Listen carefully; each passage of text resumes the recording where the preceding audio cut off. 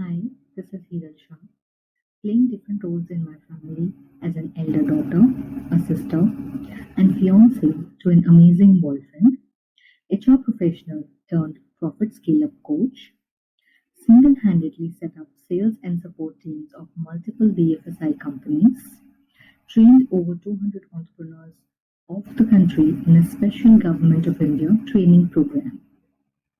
I'm on a mission to help 1 million entrepreneurs under 45 achieve 10x profit using intuition, and I'm the founding partner of the 10x Profit Hub. So, we have been talking a lot about intuition and what is the usefulness of intuition, how we can use it to our advantage on our day to day life. Today, we are going to talk about one of the practical uses of intuition in decision making. So, are you ready to learn the practical aspect of it? I'm sure all of you are quite excited to know that. So, let's start. So, what do you think? What is intuitive decision making based on?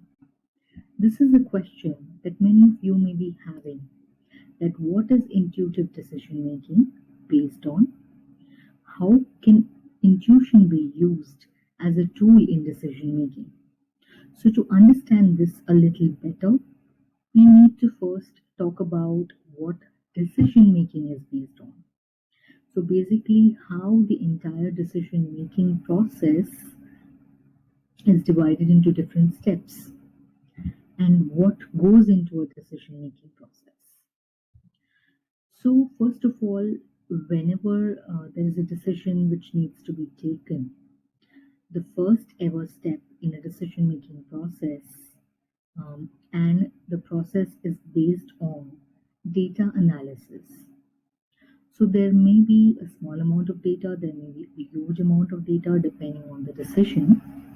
So, data analysis basically is it involves going through the amount of data available, understanding and identifying patterns in the data, obtaining actionable insights from the data. What basically do you gather from the data? What is it? What is the interpretation? What is the insight that you get from the data? And basis the insight, understanding whether that insight can be used in the decision making process, whether it can be used to make the decision effectively. So, this is the data analysis process, which is the first step. Second would be taking stock of resources. So, understanding what are the resources available at your disposal in the decision making process.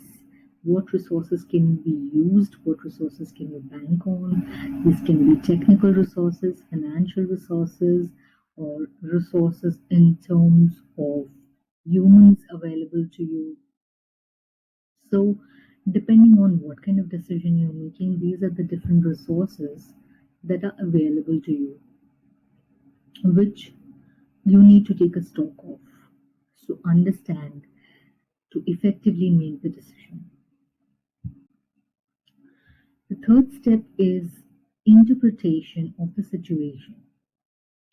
Understanding what are the pros and cons of the situation, what are the different factors if you make a decision, what are the parties that are going to be affected by that, and whether there will be any risks involved while you take the decision, doing a risk versus reward analysis. So, interpreting the entire situation, basically interpreting the entire scenario and the situation. That basically helps you to many insights. So, after interpretation of the situation, we use judgment. So, judgment can be used as an observation technique or as a perceiving technique. You perceive a situation in a particular format, how you perceive, how you observe the situation, and how you understand that what tools are going to be used while taking this decision. So, judgment is the fourth Then we come to the step, which is an important step, very important step, using different tools. So I was talking to you about while you are judging the situation, you're also thinking what kind of tools can be used.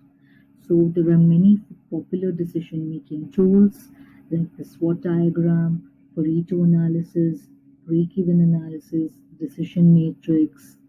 Depending on the viability of the tool, you're going to use a different tool. So these tools are commonly used while making business decisions. I'm talking in terms of a business.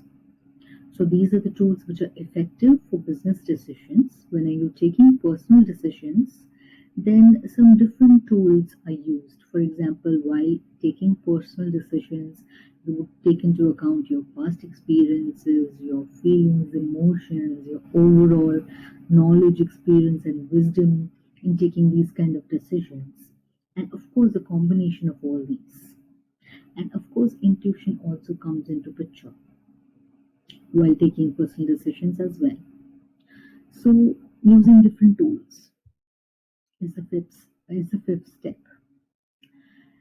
And one more important step which needs to be taken into account is the emotional stability. That's the next step.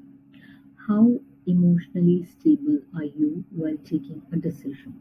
You need to keep an emotional balance while taking the decision, because if you are emotionally vulnerable, or if you are in an too much emotional state of mind, it may affect your objective decision making. It may affect your objectivity while taking the decision.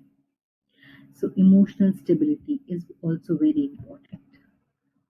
So this we spoke about what basically goes into a decision making process, and decision making is based on what all different factors.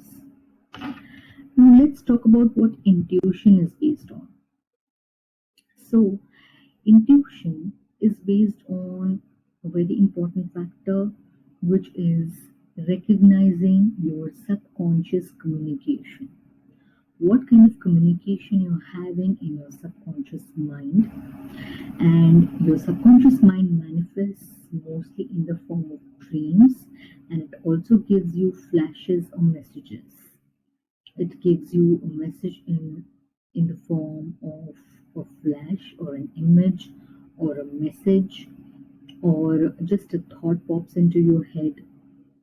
So these are all different ways of your subconscious speaking to you. And intuition basically is a process of the subconscious mind. It occurs in the subconscious mind, and it helps you to take mostly and almost always superior decisions. So, intuition is responsible for almost always making superior decisions in a situation, which is a very big advantage in terms of considering intuition as a tool for decision making. So, recognizing your subconscious communication, sometimes you get dreams, and those dreams are also messages. They indicate to a very important message for any particular decision that you want to take. Recognizing your subconscious communication is the first factor. Second factor is knowing how to interpret these messages. So, when I was talking about either a message popping up into your head, any message that you see, probably a flashcard or a flashboard while you're traveling, an image or a flash in your mind in front of your eyes, a calm voice telling you something in your ear, or thought popping into your head, messages in dreams. Sometimes you get very absurd dreams, you are not able to make sense of it. How you interpret these messages is the key. And how you will be able to master this is once you start listening to your intuition, once you start recording these experiences, once you start recording your dreams. Start recording your dreams in a journal. Start recording any messages that you get in the form of a hunch, a gut feeling, or in the form of a flash, an image flash, or a thought popping up into your head. Start recording these and try to use these messages to take a decision. Once you take the decision, you will understand obviously what is the outcome of the decision.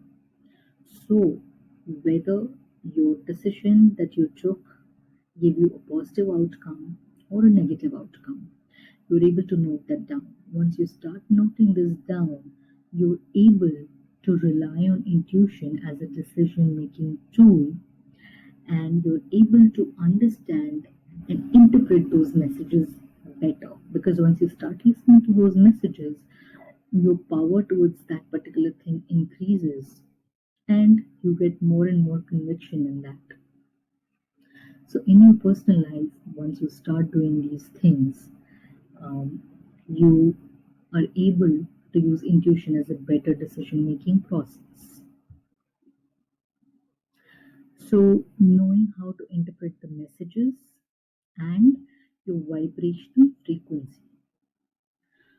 So, what kind of frequency are you vibrating at? Is it a positive vibrational frequency or is it a negative one? Are you vibrating at a higher frequency or are you vibrating at a low one? When I'm talking about a vibrational frequency, it is about what kind of thoughts do you have on a daily basis. Do you have positive thoughts? Are you attracting positivity in your life? Are you attracting all the positive things in your life? Then you are operating at a positive vibrational frequency. In case if you have more negative thoughts, then it is going towards a negative vibrational frequency. So, as and when you start listening to your subconscious and you start thinking more positive, you start attracting more positive things, you start vibrating at a higher positive frequency, at a higher vibrational frequency. And that strengthens your intuition. And of course, if it strengthens your intuition, it strengthens your intuitive decision making power. Now, we spoke about what is intuition based on.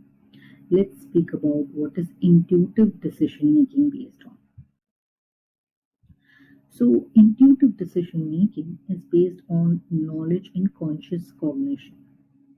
So, basically, conscious cognition, explained in simple words, is what we know, we know. So, it's basically what we know on a conscious level of mind. It is about conscious brain power and what we know on a daily basis and what we generally know, the knowledge that we have accumulated right from childhood till now in our conscious brain, and it involves everyday activity, everyday knowledge, everything that is used to function in our day-to-day life.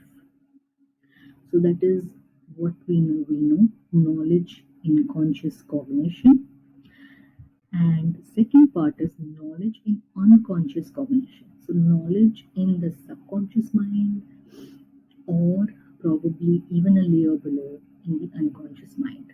So, basically, in simple words, knowledge in unconscious cognition is what we don't know, but we know. Now, it's a very simple thing. We don't know on a conscious level, on a day to day basis, the way our mind functions. We don't know that, but that lies within us. That lies within us in the subconscious mind.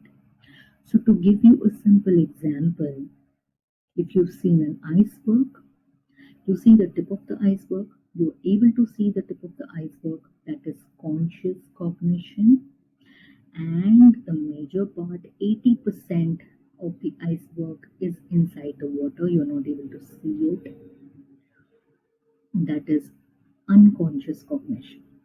Very simply explained, tip of the iceberg, 20% of the things that we know, conscious cognition, 80% of the things that are lying within us, but we don't know it consciously, that it is within us, unconscious cognition.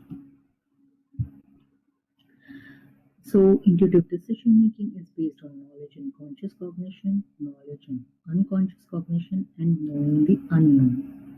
So, when you know the unknown, when you start knowing what is inside you, what's lying inside you in your subconscious mind, and you start knowing it and you start making use of it in your day to day experiences, in your decision making, in everything, and you start listening to the voice that comes to you.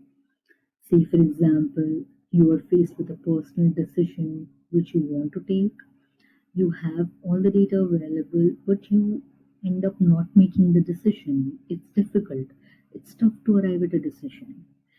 And either your hunch or your gut feeling pushes you, nudges you in a way to take a particular decision or go a particular way. That is your intuition speaking to you.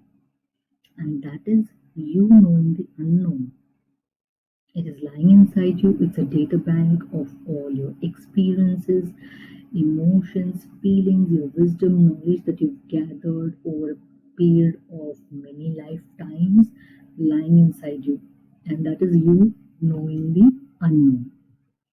So, that is the third step for intuitive decision making and what it is based on. I'm sure that you've liked this video and you found this very informative. Do like it and do join our VIP private Telegram channel and our VIP private FB group. Show us your love, show us your likes, and work on your intuition with the tips that I've given you. Work on your intuitive decision making and make fabulous decisions. Do well, guys. Take care. Bye.